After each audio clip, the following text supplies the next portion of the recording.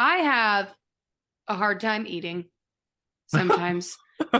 Mostly it's just because I get bored of like textures Yeah, that you do. and You will flavors. give up on a delicious, delectable meal halfway just because you just like I'm bored with it. Yeah. that's insane. I don't know. And I know that sounds like privileged and picky and like Food, yeah. Get this out of here and give me something new. You're telling me I have to take more than 3 bites of the same thing? Oh, Disgusting. Uh-huh. Make sure you tell the starving kids in Africa, I don't want this food. You know, there's starving kids in America too, right? Hey, that's not the saying though. That makes it too real for me. I'm sorry. I'm sorry, I have to confront the atrocities of our country. No thanks. Bud Light did what? Jesus Christ. Anyway, no, I saw this. I don't know who it was. It was some creator on TikTok. I'm sure it's not an idea unique to her. She bought a tackle box and filled it with snacks, and she calls it a snackle box. And honestly, I think that could be the solution for my like lack of volition for eating at work. Because I just don't. I have zero energy. But I think if I made that a priority to like pack a snackle box on Sunday and then just bring that snackle box to work, put it in the work fridge, and then just munch on it throughout the week, I think it could be a good solution for me. Also, do you want to tell people what you thought when I said it's in a tackle box? I was planning on it. First of all, many things ran through my head. Number one, what the hell is a tackle box? And then when you told me what it was, the second question that popped in my head was like, you can buy tackle boxes? Because for some reason in my mind, I felt like a tackle box is just, for one, at like default, they're dirty. Like they come dirty, they come covered in grime and muck and worms already squirming around in there. The idea of a tackle box being clean is not something that has crossed my mind in 32 years. I legitimately thought you just like inherited them or like found them out in the wild. Like you went, either your grandpa gave you the same one that has, you know, tetanus from 1902 in it. Or a nice year. Or you just found it in an old abandoned fishing town. And you're like, well, I suppose now I can catch those mackerels down at the pond. When I saw a clean tackle box, I'm not gonna lie, I was pretty astonished. Yeah, you're like, wow, those exist, huh? Oh my goodness. Yeah. I mean, it sounds like a good idea. We'll see what happens. We'll report back on it. Maybe we'll do an episode on the snackle box. I like the branding. It's fun. We won't do an episode on it. We'll update you guys. Update. Because I need to start eating. I'm not good at it. Oh, I mean, at work, I hate eating. Yeah. I love eating anywhere but at work. At work, I literally throw together the shittiest meals. Oh my God. Do you want to tell them about the sandwich you made the other day? I can't. What did I get? I had a pepperoni and cheddar cheese sandwich in between some fucking hamburger buns. And then along with that, I had a bowl of fucking cereal. Oh, was there milk? Oh, yeah, there was milk. Okay. I threw the milk in there in the morning. It was about tepid by the time, you know, I had it. It was fine. At least it wasn't real milk. Yeah, it's oat milk. I don't do that cow's milk. I ain't be sucking on them titties, them teats. Yeah. I don't know. Just work.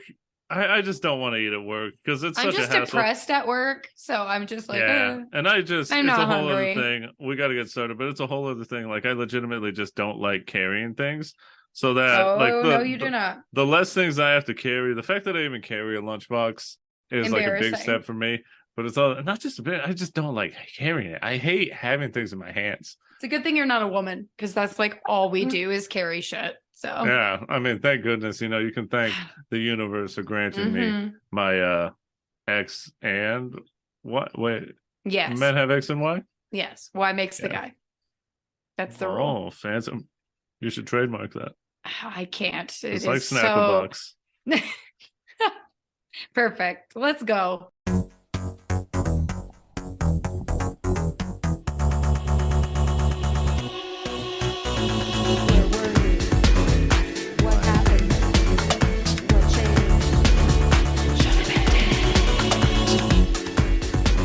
Hello, everyone, and welcome back to another episode. This one is a somewhat sad, somewhat repetitive, but engrossing episode of the Sho-Dependent podcast. It is a podcast about relationships in the things we love and our relationships with those things. Yeah, that's right. I gave you a little bit of a slightly different intro here, Oh, you're mixing it up. but I feel like And as the people handle it. as the podcast evolves, we should evolve along with it. And I feel like we kind of focus more on relationships in the things versus the tendencies we have as part of it, the codependent, show-dependent tendencies. Name still same great name, still same great taste, just a different little bit of a description, Anyways, we'll get into it because this thing right here has one very important relationship within it. And, I would say it affected me in a way that I didn't expect it to. But before we get there, I should introduce myself. Within this book, I would just be called, the man the young man. But here on the podcast, I am called the Eddie. Welcome. Oh. How you doing? Hello, the Eddie. And here, my other half, the woman here.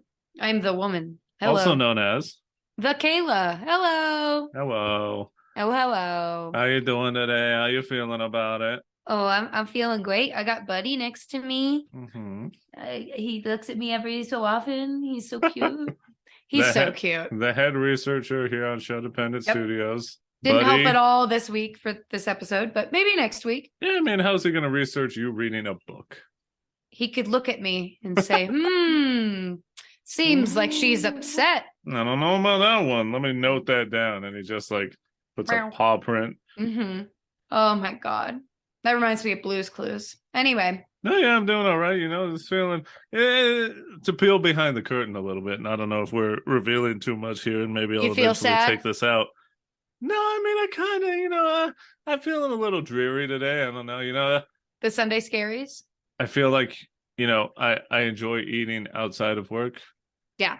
So that's kind of getting me down. And, the Sunday Scaries, I got to go to work tomorrow. Why does this have to be the way that it is? 5 days? Good Lord in heaven. Many. If I was looking at 4, I'd be having a great time. See, that's when my math brain, my stupid little underdeveloped math brain activates. It's like, I only have to do it twice, 2 times. I could do that. Oh, man. Oh, you used to do that math in school. You're like, okay, I have an hour left of class. I got through 5 minutes. Yep. I just have to do that. Yeah. I mean, I do that now, exercising. Like when I'm running and my goal is for 30 minutes, it's like I only have to do 2 15s. And then I get to 10 and I'm like, oh, I only have to do that 2 more times. Or I only have 5 more 1 minutes. If I can make the 1 minute, I can make the 5 more. So yeah, definitely. I don't know, and maybe the topic, as I'm racking my brain. Yeah, here, it's pretty sad. It is. And I don't know. It's a lot. It's emotional. It is sad. I would say ultimately, because we're covering a book, we're covering the road. We're not covering the movie at all, everyone, because for one, am I a guy who listens to critics? No, but I have heard pretty universally from critics and just regular people that the film version of this book is not good at all and doesn't really do the book justice. So never was really interested. We should watch it eventually. But it has Viggo. It does have Aragorn, Viggo Mortensen in it. But yeah, we're covering the book of the road by Cormac McCarthy. So everything we talk about is only on the pages. We have no, if you've seen the movie and you try and equate it with this, that ain't what we're doing here. No, just the book. So why don't we get on into it with our meet cute? It's a meet cute, baby. It's how we met this thing. Just insert the sound of the road, the road, the road, the road, the road, the road. Because that's I'll save it. I'll save it. Go ahead. No, you first. I guess I do have to go first. I'll go ahead then. Yeah. So this is my first time reading this book over the past few weeks. And I have read Cormac McCarthy before. Which ones? I read All the Pretty Little Horses in high school. And I don't remember a lot of it, but I do remember a sexy Latina. Oh la la. And her titties were out in a lake, and I was like, that's nice. And Really? that's pretty much all I remember.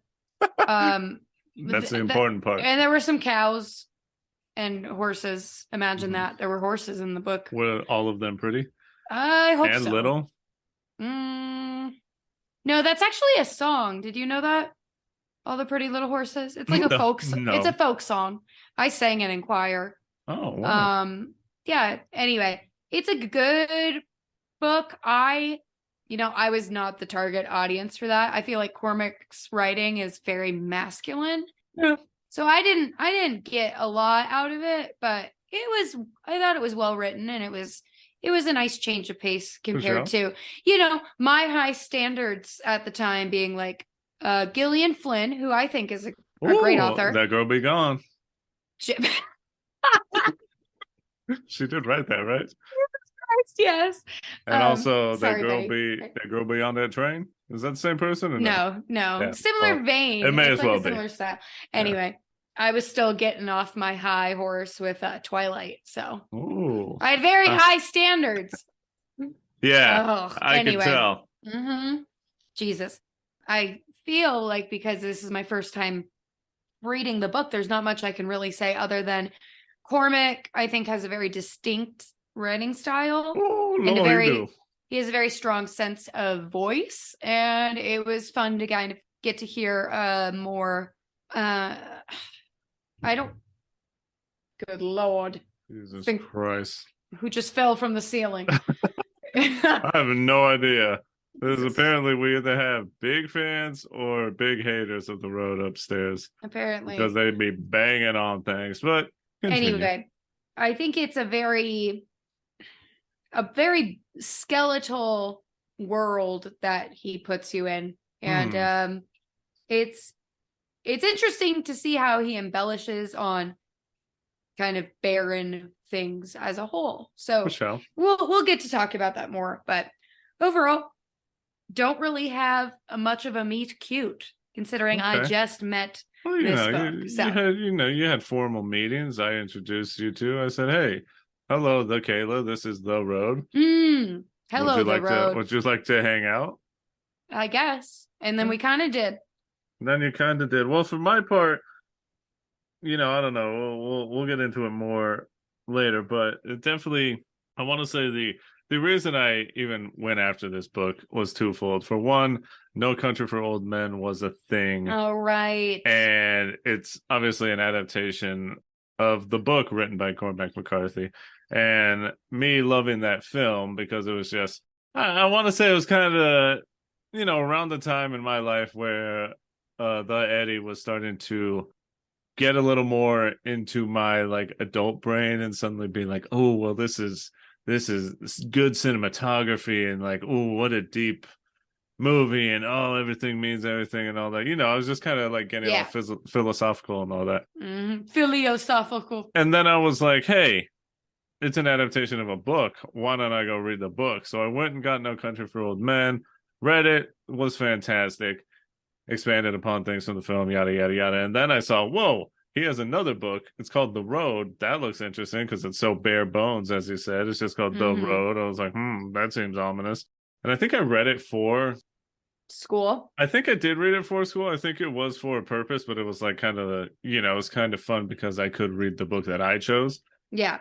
And what I always say when I think about The Road and talk about it with other people is this. I believe in my senior year of high school. And 90s baby, video game guy, media, social media was popping off, YouTube, all this stuff. I wasn't a book person. I only really I enjoyed books as a kid. Young Eddie enjoyed the books, but as soon as the books became the school, the Eddie said, no, I ain't doing the homework. So, oh my God. I did not care. How about we challenge each other not to say the word "the" for the rest of the podcast? No. But what I always say is this. When I started reading The Road, I started reading it, I want to say at like 6, 7 p.m. at night. I was just expecting to read like a chapter or two, whatever. Not that there are really chapters, but yeah. Mm-hmm. But honestly, I legitimately could not put this down. I read and read and read and looked at the time. Oh, 9 o'clock. I'll do a little more. 10 o'clock. Oh, I can't stop now. 11, 12. I want to say I read this until like 1 or 2 a.m. And I legitimately read this book all in one sitting. Yeah. Because I was like that engrossed and like that just into it. And by the time, by the time it was 1 a.m., 2 a.m., I was like, I just have to finish this. And then when I was done, I was like, God damn. You were just crying into your pillow. Yeah. Shedding tears and just like, oh man, what a book. But I do miss that high. Yeah. I used to read a lot. And you would get that like it's like the post-book depression.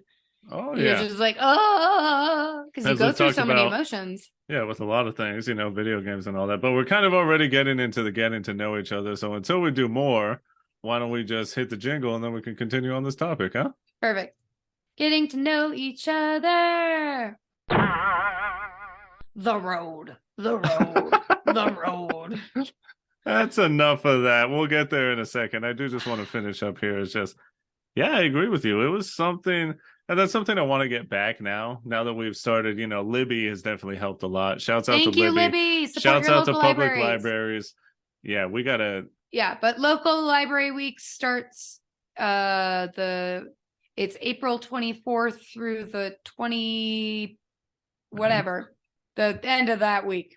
Okay. The night. Anyway, support your local libraries. Oh yeah, I mean libraries are fucking sick. To be honest, I love the library. To be honest, I love being in the library. The people seem to want to be there, which is cool. Nowadays, most libraries are pretty nice. You don't have those weirdos hanging out. Everyone has weirdos hanging out somewhere, but I don't know. Anyways, trying to get the feeling back with reading books, and this book was definitely that first step in a long journey that I'm still on, of realizing how much I enjoy reading. And there's very few books / comics that I've done this with, but yeah, I just could not put this book down. I was just totally invested. Like I had to know what was going to happen, because in short, I guess because this is a book and not a lot of people have read it, I guess it's very popular. But the movie it's a well-known. The movie wasn't very popular. The book is very well known. I guess all we really have to say is like it's a post-apocalyptic story about a man and a son trying to survive. Yeah, it's his son, just trying to survive and make it through the horrible world that they're in. Yeah. Yeah, I don't know. I'll say more for later and let you go. I just wanted to say, yeah, I read it all in one sitting, and it took a while, but it was 100% worth it, and it's an amazing memory for me because it's like the first book that I just had to do that with. I could not put it down. Yeah. Well, and I think a lot of that, and Cormac kind of does that, at least from what I recall. He really doesn't do chapters very much. No, yeah. And much like the road, it just keeps on going until you hit the end of the road. Or at least for one of our characters. Hey. Foreshadowing. Too much foreshadowing. Ooh, I'm spooky. Am I the only person that imagined foreshadowing as like a little ghost? It's like, hello. I don't know if you're the only person, but it's a little strange. A little ghost that pops up and just like, hey. Hey, you might see me later. This is going to be important for later. Or maybe it won't. Or maybe it won't. Who knows? Or maybe it will, though. No, that's called a red herring. Yeah, anyway. And then a red herring flops out. Look at me. Look at me. Look at me.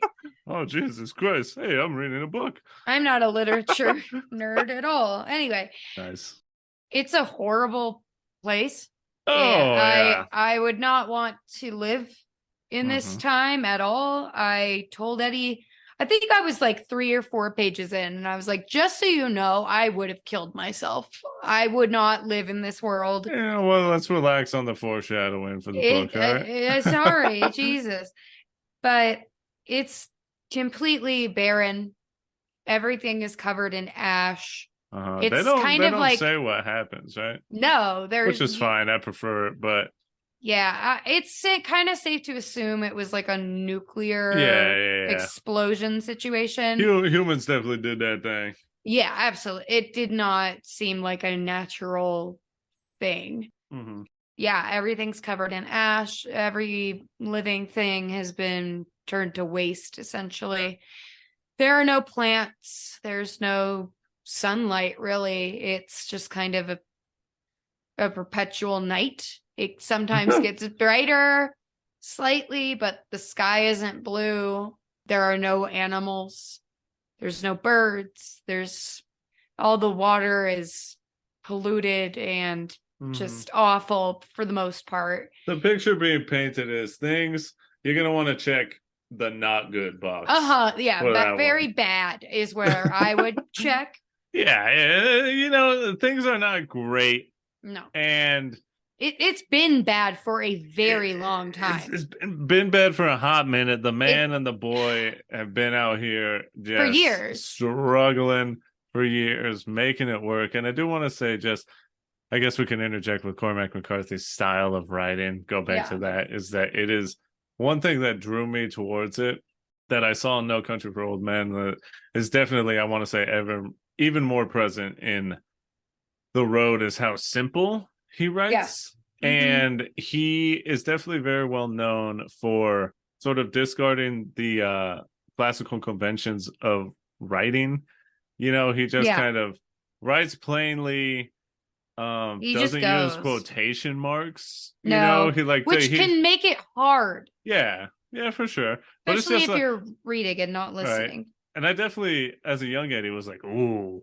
Like, look at this guy. He doesn't give a fuck. He's artsy. You know, he don't give a damn. He's a cool guy. He's a wild cowboy, not using those quotation marks. In my mind, Cormac McCarthy was like, oh, he's like some young gun, man. He's out he's out here making his name. He's about to blow up. And in my mind, he has always been ancient. Come to find out, he is like an ancient. Oh, he's very old. He's dead now, right? I think he's still alive. God damn, really? Because I'll look it up, but yeah, I really did. It's funny to think about, like, ooh, a book. But I mean, back in the day, books were edgy. You know, they were the TikToks back in the day. Apparently, books are still edgy because our government is actively trying to prevent. I mean, you're reading from happening. You're right. So, who would have thought, man? Who would have thought? But yeah, I definitely remember thinking there's some young author. Good for him. No Country for Old Men. He's got The Road, and he's just a badass because he doesn't care. I just imagine the most like old calloused man just sitting in a rocking chair. Oh, this guy looks cool as hell. Let me see. This man, first of all, I have to hit you with 2 fun facts right off the bat because this is insane. Perfect. First of all, this man is not dead. Okay. And he was born in 1933. It's an old ass man. Yeah, he is, and he looks pretty fucking cool. Oh, he was getting them hoes. Oh yeah. He got so many ladies with that mustache. Right? You kidding? Exactly. Great mustache. Exactly. But yeah. Wow. What were we talking about? We were talking about Cormac's writing style and how it's very minimalistic. Yeah, which I enjoyed, and I do agree with you. I think part of it was that thing of like, where do I stop? You know, because he doesn't have the chapter breaks. No, I was kind of like, I'll go a little more. I'll go a little more and see if that's a good stop. No, I'll do some more. No, I'll do some more. So yeah. I think it's written in like prose. It's very well done, I think. And if things weren't like, if the topography of the page weren't spaced in the way that it was, this book would be significantly shorter. Oh, sure, yeah. Just because there's a lot of indentation. But I think that there is a really amazing contrast that he gets to play with in his book, because several times while reading and listening, I know I'm fake. I'm a fake reader. I listened to the audiobook and I read. Because it's no one's saying nothing. I feel attacked. You can hear the audience being like, she's saying reading, but she's just listening. She just like listen to it lazy. Yeah, I fall asleep if I sit down. Okay, so it's hard. If I sit down, I fall asleep. It's honestly true. I have to stand. Yeah, but there is a really cool contrast because I had to several times look up a lot of vocab There are some words in here that I was not familiar with, and it was really cool. I mean, thought that it man was be from 1933. He's got that vocab just hanging. Yeah, it was really, I mean, there's some really cool imagery, even though I don't know, it's just really, really cool. There's a line in the book where he talks about foxes that I really liked. So in the book, they are in a charred house. Like they're just, they're searching for food and anything to help them.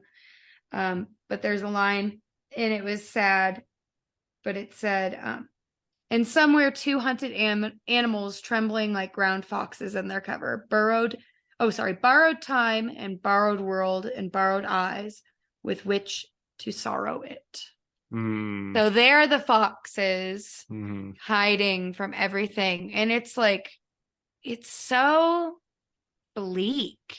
This book is just bleak. It's so, I mean, the moments of joy that we get are so bright in contrast to the world that they're living in. But man, this book's a bummer. Yeah, it is. And I mean, and that's the nice thing. It kind of, you want to get down deep into it. It's like the moments of their happiness are so small, but they're so much grander because of the contrast to the world that they live in. It's a lot. As these stories go, there's the mystery that unravels as to why these two are together. Where is the boy's mother? It definitely doesn't answer what happened to the world, and it doesn't need to. But you just have the man who is taking his son and trying to get to warmer climates and trying to reach the coast. That's their trying to reach the coast goal. And his sort of driving force for not only being the boy's father, the boy calls him all the time Papa, which is very sweet. At least I thought it was, it was like, oh, that's cute. He's like a little boy. I want to say he's around like 10. We said 9 to 10. He's young, yeah. Looked it up. So he's still got that innocence, but he doesn't really remember the world before. So that's why it's like, this has probably been going for a while, Yeah. But his sort of motivating force for the boy is he says that they're carrying the fire. So I'm interested to see what you thought about that. What do you think about this thing, this tool that he uses? And he probably believes it in himself. I think that he does, but like, what is the fire? Yeah, I think that, I mean, Cormac plays with metaphor a lot. Eddie knows because Eddie got to listen to the very last few passages with me, and he ends the book with a metaphor. So he always does. He did it in No Country for Old Men too, which also coincidentally had to do with a fire. Did it have to do with a fish? No, it was a fire. Have you not seen or read No Country for Old Men? No, I haven't. Oh. No. I don't know if I want to spoil that ending here. But... yeah, that's okay. Save it for later. Well, it has to do with the fire. Yeah. So to me, what the fire is just kind of like the will of humanity. And let me tell you, that fire would have burnt out in me pretty instantly. You're ridiculous. I am on the side of the mom. I'm sorry. We'll go ahead and say what happens because it's very... Yeah. I'll preface it by saying this, and then I'll explain it more later. Is obviously still now, I think it's incredibly sad and all that, but when I was a kid, it tore my heart out. I was could not imagine something like this. But anyways, you go for it. I know it sounds like I'm making light of it, but I'm not. I mean, we're supposed to be funny here. I know. Stop crying. God Shut the damn fuck it. up, loser. I'm fucking getting emotional over stupid over a book. Pieces of paper. The words can't hurt you. Yes, they can. They cut deep. Will you like this, nerd? Yeah. Beat me you like up. Being sad, huh? They're gonna turn me upside down and books are gonna fall out of my pockets. Yeah. Crumpled up with my tears. Jesus Christ. Anyway, to save Eddie from having to talk about it, I will say what happens that we find out through the man's memory. Basically, this woman had her child with the man. The world essentially ended. It seems pretty soon after she had given birth, if not before, and they were trying to get through things. But she basically tells her, I assume they were married. Yeah, I don't know. Yeah, I think husband, I think they were partner. husband and wife. I'm pretty sure they were, yeah. But she basically says, I think that they had 3 bullets in the gun. Yeah. And she's like, the last 2 are for you guys, but I can't do this anymore. And it's hard because I totally understand where she's coming from. And I totally understand where you're coming from, the other side of things, with the perceiving it to be selfish for her to, essentially leave the man with this child. And, but it's, I mean, the longer the book went on, the more I sympathized with the mother, because this survival, it's not just surviving. It's like, there is no light at the end of the tunnel. There's just more pain and more darkness, and it seems like there is no hope. Seems for the majority of this book, there is no motivation other than waking up in the morning and hoping to get to breathe another breath. So that is a lot. And it is. I mean, this thing is like, there's a lot of things at play, and there's no like real answer. There's no right answer and all that. But one, at the base level, I think something that devastates me, a lot of it, is just like sort of just not being there for your kid. Yeah. Like not being able to, I don't know. I guess that's just part of it. It's just, that just hurts me.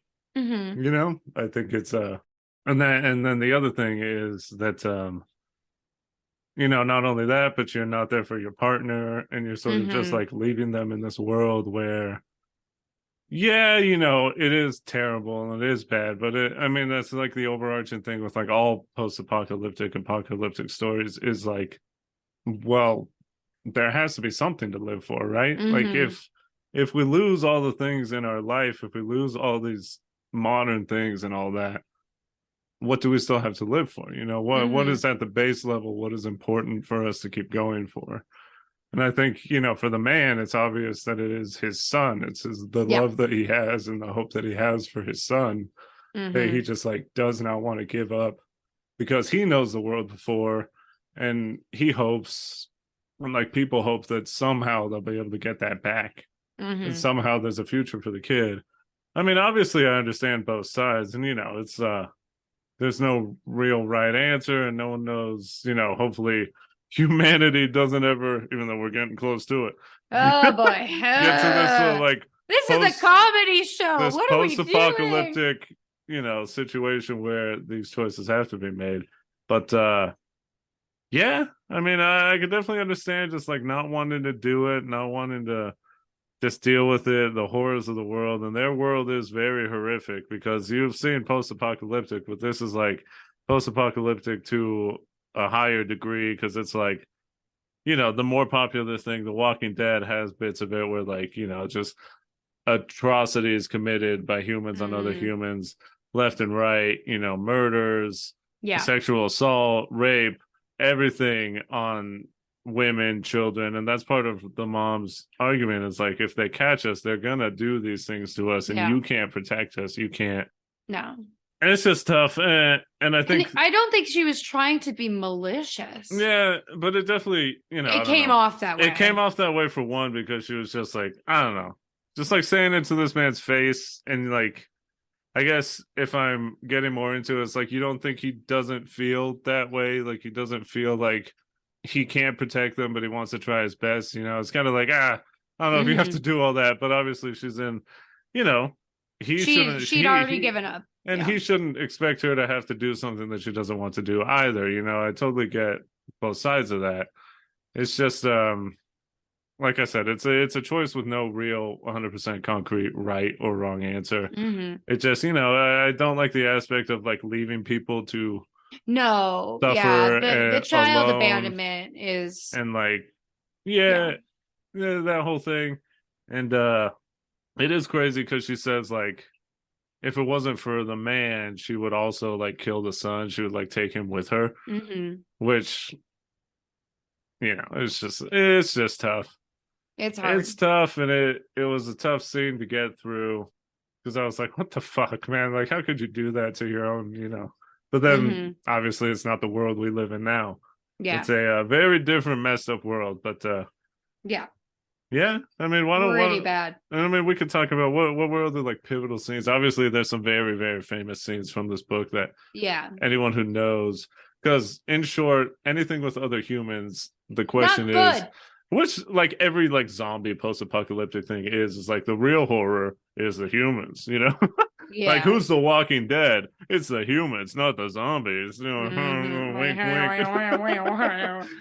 But Precisely. it's always true because humans are smart and they make choices and they can make the choice to be pieces of shit and do horrific things. This book, other humans, good ones, very few, far in Yeah, between. yeah. Mostly Very, very, horrible. very rare. I want to say it's like a 1% chance to encounter one of those guys. The rest of humans, mostly dudes, like 99% evil, and they do everything. Cannibalism, very high. Yeah. Which makes sense from a logistics I mean, standpoint. yeah, people say all the time. It's like if you're surviving, there's no food or anything. Yeah. What are you gonna do? Makes reproduction kind of hard though if there aren't people to repopulate with. Yeah. But there are no animals. You can't hunt. There's nothing. There's no animals. No. I feel like I forgot that. Yeah, I mean, not really. There's really nothing. There may be stuff in the ocean, but it doesn't really seem like it much didn't seem made like it much was out out. there.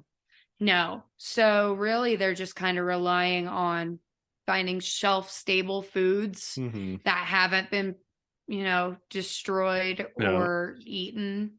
A lot of other people out there. Yeah. And this has been going on for a real long time. And just sticking to the road. You love the road. I do not love the road. The amount of times that he says the road in this book, oh my God. It was driving me bonkers. But I get it. I understand. It's supposed to feel monotonous. It's supposed to feel like you are performing a Sisyphean. How do you what's the emphasis? What? Sisyphean?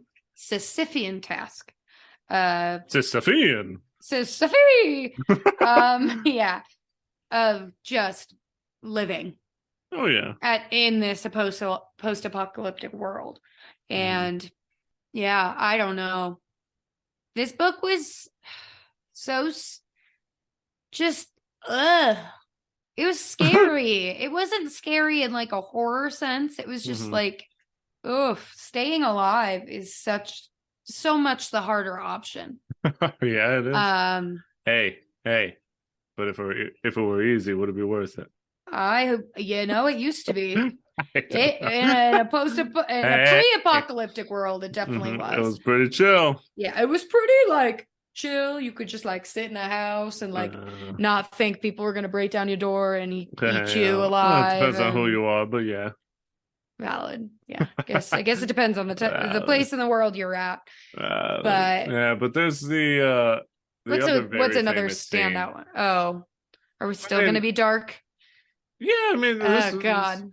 We're gonna be dark. I mean, most of it is sad. Like you said, the happy moments are just like, oh, they found food, or they found like a little toy, or the boy sees another boy, or he thinks he does, and the dad or the man is like, what the fuck, we're gonna get out of here, and this and that.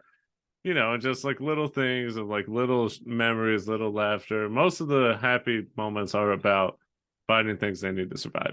Yes. We could talk about the most famous scene, which is when they stumble upon a home and they go inside to investigate. And lo and behold, this is definitely a home where the bad guys are. Yeah. Is that what the boy calls them? The bad guys? Yeah. He Uh-huh. calls them the bad guys. The bad guys, the bad men. And they stumble upon a crib. Oh. Is it a crib or is it I'm just like not I don't remember. I could be misremembering, but essentially what they do is they stumble upon like the charred remains of a baby that was burnt, cooked and eaten. Yeah. And the boy is That like, was on the side of the road. oh, okay, yeah. It wasn't in the house. Oh, and the house is when they stumbled upon like prisoners. Yeah. Which is fucking that are insane. being harvested for their meat. Doing the horrible thing of like chopping limbs off and like keeping them alive as long as they can. They did that in The Walking Dead. Yeah. Oh yeah. But yeah, so there's the two distinct things. Obviously, the infant baby being killed, that's one thing. But yeah, the house is definitely where the boy was just like, what the fuck? He was just... Yeah, they ran out of there as fast they as booked it. He grabbed this boy up and like the whole time he just said, I'm sorry, I'm sorry, I'm sorry. Because the boy didn't want to go in the house. Which that is also very, very sad. The boy never wants to go to any house. I don't want to, Papa. I don't want to, Papa. I don't want to. We have to. I know. Yeah. Can we talk about that guy? The audiobook? Whoever read that, he was fantastic. He did a great job. But it was just funny because he, I can hear the voice in my head. Yeah. He does like the little son's voice, like, "Can we, Papa? Can we do that?" And the man is just, "Oh, I don't know. I guess."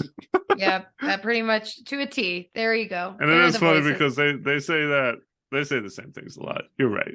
Yeah, just like their conversations, very minimal. Oh yeah, their conversations are like conversations you have, like when you write notes on paper, and your paper is like the tiniest thing where it's just 1 or 2 words max. It's essentially as deep as the conversations go between this man and his son. Yeah, but yeah, it's very sad because he's trying to keep eating his of the baby. Oh yeah, is a lot. It is a lot. Yeah, there's just like a charred infant corpse over a fire. Yeah, it's like baby. Yeah, it's not good stuff. No, and it is horrific. It's kind of like a horror almost, like you said. Well, and a big theme in the book is, and you kind of see it disintegrate over time. Not really a theme, but kind of like a moral that the man has is preventing his son from seeing these things. And basically towards the end, I mean, the son, he says he's like, Papa, it's still going to be there. Whether I see it or not, it's still there. So he just kind of gives up on trying to shield him from a lot of stuff because they come across a town, I believe, and just corpses everywhere, and there's no avoiding it because they have to stay on the road, right? And they do. There's just so I don't know, it's just gross. It's just so many bodies and just no good. But they do occasionally get clothes, so that's good. They find some clothes, take a little bath here and there. An occasional bath. There's the mystery of the boy. Did he see another boy? Was it good? Was it bad? What's going on there? Obviously, the man definitely thinks it's bad, and he's like afraid and running away because he can't. We see time and time again, most of the time, like I said, 99% bad people out there. Yeah. The 1% good are a few and far in between. Yeah. And, I don't know, as we get closer to the end of the book, I mean, one thing that they have been showing, which was another thing, I'll cry when the moment's right here. So y'all can be ready for that. But yay, crying. It is pretty devastating early on that it shows that the man is sick. Yeah, he coughs a lot. He pretty early in the story is coughing, and then even I would say not much later than when he starts coughing, we see that he's coughing up blood. Yeah. And he's obviously hiding this from his son and acting like everything's fine, which, Yeah, classic, when it's a world of 2 people, keeping secrets is kind of challenging, I would say. Yeah, but he does a good job of it up until the end. But I mean, I guess we could just talk about that now. Could Unless you we have add something. some levity real quick? Sure. I was gonna say Because unless you have something else. I want to talk about when they find the storehouse. They Mm. essentially find a doomsdayer's house. Yeah. Doomsday And preppers, it worked yeah, out. the preppers, I mean, Not for them though, but it yeah, worked out not for for someone them. else. Not for them, but they found a cellar that had been untouched and it was full of pretty much anything you could imagine needing. Oh yeah. And oh my gosh, I was so happy. I was Yeah. like, yay, they get to eat and like And he drink gets to try and what was it, like peaches? He'd never had mm-hmm. peaches. Yeah. It's sweet, Papa. Mm-hmm. Oh, pears. Oh, pear. Yeah, There are pears. What's the special food that he ends up eating? Yeah, they had pears for dinner. That was his choice. Mm-hmm. And they're nice. And then they ended up having a nice big. They stayed there for a while, and they had a lot of really good meals. Right. But there was coffee, ham, and biscuits. Yum. Ooh. But this line made me cry. Okay. But it was so I don't know. I've got a complicated relationship with prayer and religion and all that, but this is very sweet. And through the mouth of babes, right? They're about to eat they're gonna eat their meal. And the boy kind of feels bad because this food doesn't belong to them. Oh, right. They're eating it. It wasn't ever supposed to be for them. Sure. He kind of says what I perceive to be a prayer. The boy says, "Dear people, thank you for all this food and stuff. We know that you saved it for yourself, and if you were here, we wouldn't eat it no matter how hungry we were. And we're sorry that you didn't get to eat it. And we hope that you're safe in heaven with God." Yeah. And it's just like it's so sweet that he realizes it's a gift. And he's grateful. Yeah. And that just it taps into a similar kind of melancholy sadness. What was that famous like 2-sentence story? The classic one. Yeah, the classic like the baby. Ernest Hemingway was challenged to write a short story. It's like for sale baby shoes never worn. Right? Yeah. Which I mean, it's it a is similar very thing. effective. Yeah. It's the missing out. It's on there's the a plan. mystery there. What happened? And just the innocence, like the simple thing of like we shouldn't take what isn't ours. And he's still like, even though it's so good for them, the fact that he says we would never eat it if you were still here, even if we were hungry, is like, what a sweet boy. You didn't deserve this world that you're born into. No. It's and he's just like such an innocent and that's he's a good listener. Yeah. He follows everything Papa says, and I mean, he still has some.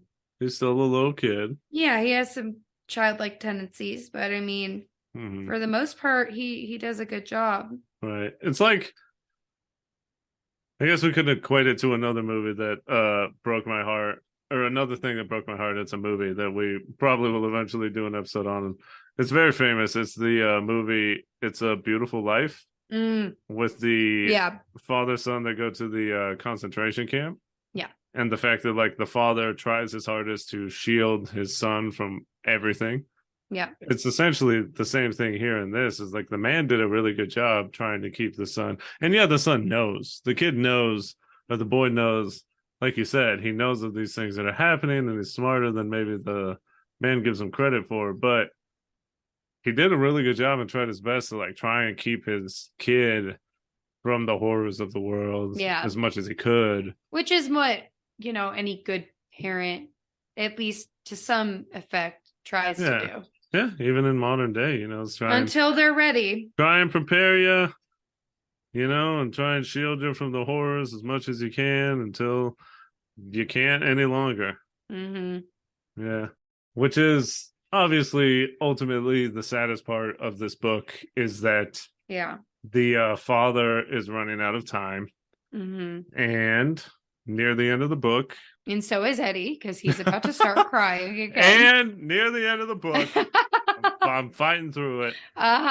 When they've suffered a big loss, they lost the cart that they had like all their stuff on the road. They were robbed. Yeah, because the man made a mistake, he forgot, and he's beating himself up for it. But they're kind of almost to their goal, getting to the coast, and this is what they get to the coast is not really what they expected, right?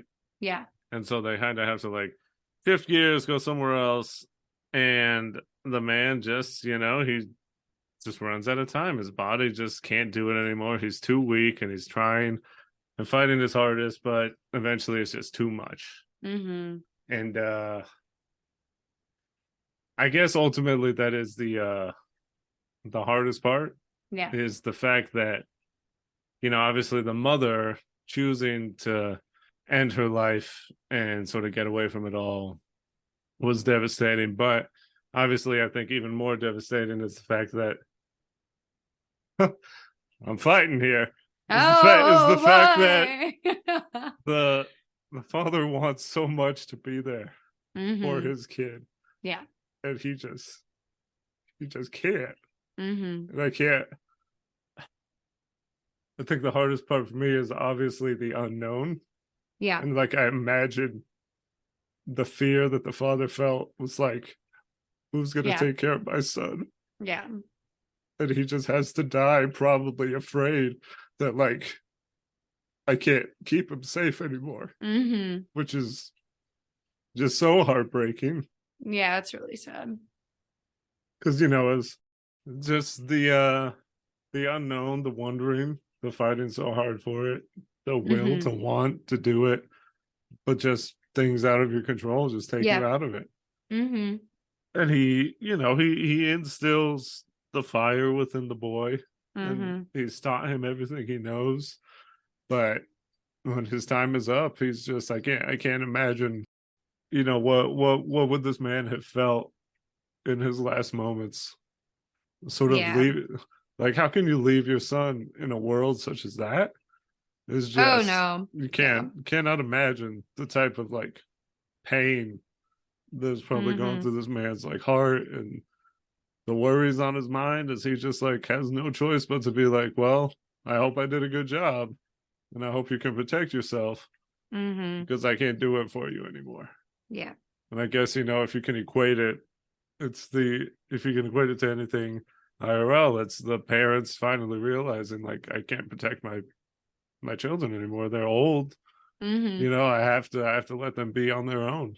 Yeah. And all the fears that come along with that of, did I do a good job? Can they protect themselves? Are they smart enough to keep themselves, alive? Are they smart enough to make good choices and not, get scammed in this IRL world we have? Are they going to fucking buy crypto and be an idiot? Oh my God. That's the worst thing your child could ever be. Are they going to get into NFTs and be a loser? Oh, good Stuff Lord. like that, it's just, it was a tough one to swallow. That was definitely, young Eddie really? sitting in his room, just fucking weeping. Yeah, I was. Yeah. I don't know. It's hard because I'm a little bit biased because obviously I was very sad, but I was listening to this part. So I feel like there's an intimacy you gain when you're the one providing the voice to the characters. Yeah. Because this scene would definitely have been a lot sadder for me had I been reading it. Yeah. In my own head. Because, and this is no discredit to the guy who read aloud the story, but he read it in such like a matter of fact voice. So that he was like calm and level-headed and just kind of plain. He sounded sad, but there was, there wasn't as much emotion as I think probably I would have read it with. But it's really very sad. Yes. Because he says, basically he asks, he knows his papa's dying.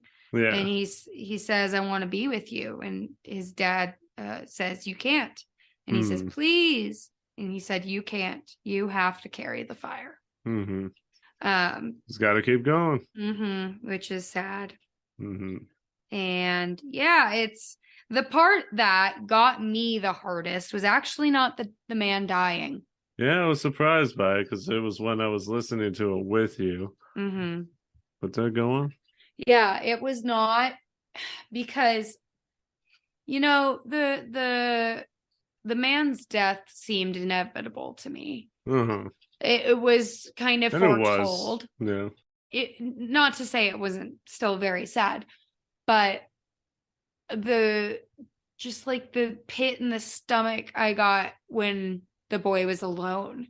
Yeah. I was just like, oh my God, like this is awful. Spoiler alert, the boy gets lucky. Mm-hmm. And a There's good that guy, 1% chance. yeah, a good guy comes and he basically, I mean, obviously the boy is terrified. There's really no way for him to tell if he is a good guy or a bad guy. And this new man tells him that he's like, you're just gonna have to trust me. There's no way I can convince you. You can keep your gun. I'm not gonna try to take that from you. Like that's yours to keep. Like, but you just kind of gotta go with it. And that's why I cried. Yeah. I ended up crying the most there because I think it was kind of like the bittersweet nature of the father not getting to know that his son was going to be okay. Oh yeah. And I told Eddie that I was like, it's so nice that he got a family again, because not only was it a man, it was a man and a woman, and they had a child. I think maybe one or two. I think they had two, They a boy had two and a girl. kids. Yeah, Which I always took to be like that was the boy he saw earlier. Mm-hmm. That they were like somewhat along the same path and that it just worked out. But yeah. Yeah, that was just so sad. And if we're going with like the metaphysical side of things of like people passing on and getting to know the fate of their loved ones, I think that the man definitely was at peace. Yeah. And got to know. Able to, yeah. He got to know. And that's just who I am as a person. I like to think that even if our bodies are, no longer working, that our souls on some level are still represented able to in be some there. fashion. Understand. Yeah. And last. I'm sure that he found a lot of peace in that. Oh, I mean, that's. And the fact that the boy got to have a mom again. And maybe, like a family. siblings, Yeah. And it's sweet that the boy asked the new man, like, are you carrying the fire? And he's like, I don't really know, but I think so. Yeah, it's very sweet. Sad book. Way to go, Eddie. You made us all sad. It's sad, but it leaves, there is hope at the end. With the hope. And like you said, he leaves on a sort of metaphor where it's like way back in the past, this lake or whatever used to have like what type of, it had fish in it. And they were just in all the deepest parts, like that not even men knew where they were there. And it's kind of like, it just kind of leaves you on like maybe there's hope. Maybe there's hope. Maybe they can survive. Maybe they can hide away and be safe and make it, and keep the fire burning bright. And then it just sort of ends.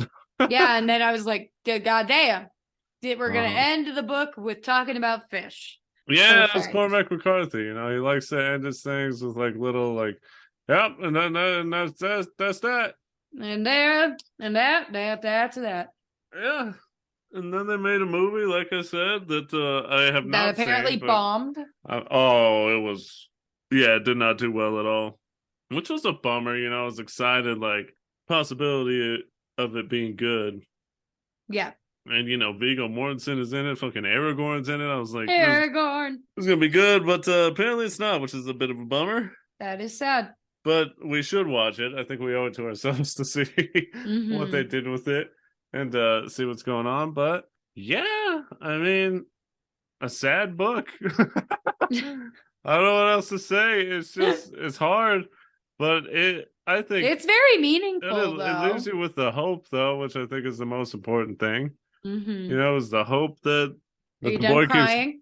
Hey, let me finish. That the boy keeps living on, that he finds the people who are able to carry the fire along with him, and that he can sort of, keep the fire of his father burning within him, just to keep it going on and on and Yeah. on. And, I don't know. These post-apocalyptic things are difficult, but I do find it's always nice the idea that eventually it will get better. But eventually there will come a day where maybe he'll be able to just finally sit down and relax and not have to worry about all these things in the past. Here's to hoping. Here's to hoping. With that, let's get to the DTR and define this relationship with the road. Hooray. I like sad things. Yeah, you do. This thing might be too sad.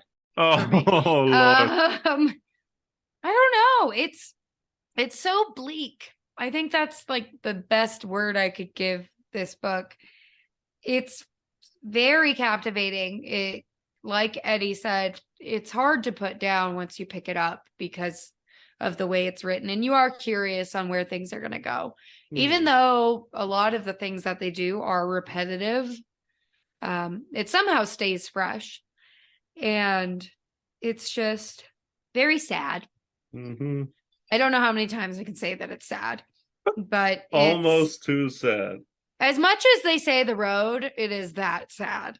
But it does a very, I don't know. It's a very interesting book because would you recommend it? Yeah. Is it going to make anybody feel good? Probably not. No. But it is definitely worth reading. It's kind of hard to describe the things that it makes you feel because it is such a rough place that he puts you in. But like you said, he somehow finds a way at the end to at least give you a semblance of hope. Yeah. Which is kind of all that the man had in him the whole time. So I think it's a really beautiful story when you break it down to its like moral message. As far as show dependency goes, I don't think I'm show dependent on this book, but I did really enjoy it. I think I'd want to read it again, specifically just through my own lens and not do the audiobook next time, because I think that would provide me with a fresher perspective on things. But I definitely understand why this was a book that was very meaningful to you. So I'm not show dependent, but I have a developing relationship with this book, and I'm excited to eventually read it again in the near future. Yeah, I mean, it's definitely a book where I have a very strong memory tied to it, very strong memory of the first time I read it. All the emotions that it brings up in me, every single time I listen to it or read it or, think about it and really talk and break it down.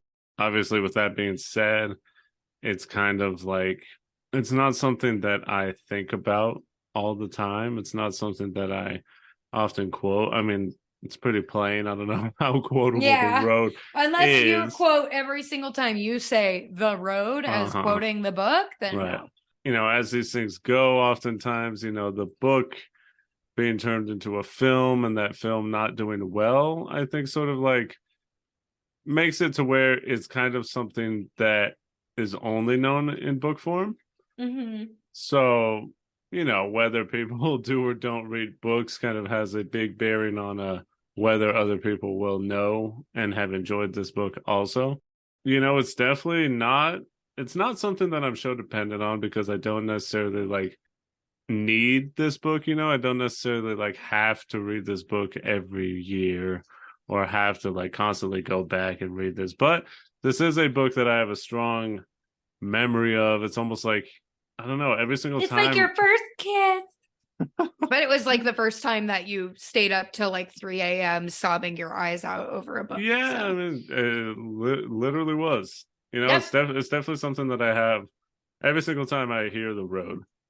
I will think about that first time. Every single time I talk about the road with people, I will think about that first time and think about just the book that I could not put down, the book that I had to finish in one sitting, and the book that I did read in one sitting, and surprised myself, and the book surprised me. And, we'll always have that. Yep. Now, to cap off one of our probably the saddest episode we've done. This is kind of funny enough. We had the big sad, but this one I think is even bigger sad. The bigger sad. We got to end it by saying, of course, thank you for listening and being sad with us. If you've read The Road, you know what it's like. And if you haven't yet, you could read The Road now and then come back and feel the sadness with us. But hey, if you enjoyed being sad with us, if you liked what you heard, and maybe you want to hear other episodes that are much happier and more funny than this one, then hey, give us a follow, download, and spread the word. Tell I don't even know what tell the boy that hey, they can find the Sho-Dependent podcast on Apple Podcasts, Spotify, Google Podcasts, wherever you listen to podcasts. You can follow the podcast page on Twitter, Instagram, TikTok. We're still finally, I think, actually going to start using that at Sho-Dependent Pod. That is at Sho-Dependent Pod. If you want to follow myself and see what I'm like when I'm not crying and emotional over a book, then you can follow me at Twitter, at Twitch, at Victor V. Sweet. There's a lot of ads. Lots of ads. Kayla, where can you be found? Eating some peaches out of a can. There you go. And hoping not to see any human person. There you go. You could also find me on Twitter at DJ Vivitch. And now for something completely different. I would like for you to save the date on our next one, because this one was the big sad, and the next one is very, very happy, very, very, very bright, sing-songy. We got puppets. Hooray! In the form of Muppets. Whoa! And didn't see that coming. We are just gonna have an absolute blast, and probably shed some tears, but they're happy tears this time because next time we are going to 2011 and doing the film The Muppets. Yay! Yay! Pretend we're puppets. Yay! And then my arms are flailing around as my eyes are made out of ping pong balls that got cut in half. What a film. Can't wait. That's gonna be lighthearted and fun. It's gonna be fun. Yeah. We're gonna have fun next time, okay? No crying. Just a little bit of crying. Teeny bit. Yeah, there you go. We always cry. We're emotional people. What can we say? You gotta let it out. Better out than in. Yeah, that's what I always say. All right. A little food for thought from Cormac McCarthy's The Road. This was just a quote that stuck with me. Let's see if it sticks with you guys too. How does the never to be differ from what never was? Glorious. Glorious.